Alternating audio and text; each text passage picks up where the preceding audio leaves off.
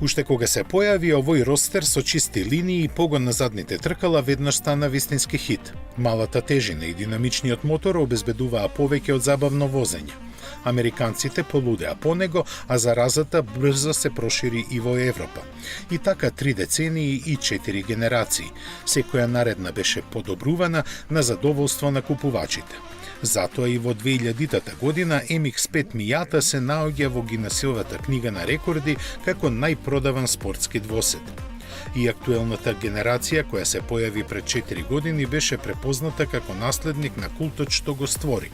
Ги освои титулата и наградата за дизајн од жирито за избор на светски автомобил на годината.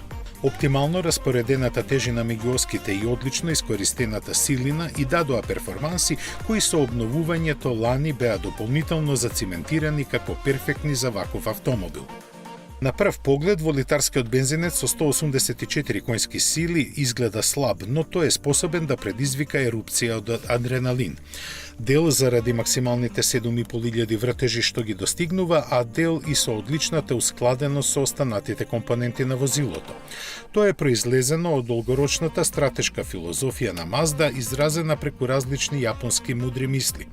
Но, ако погледнеме 3 децении наназад, ќе видиме дека со или без нив, Mazda имаше јасна визија што сакаше да постигне со Miata.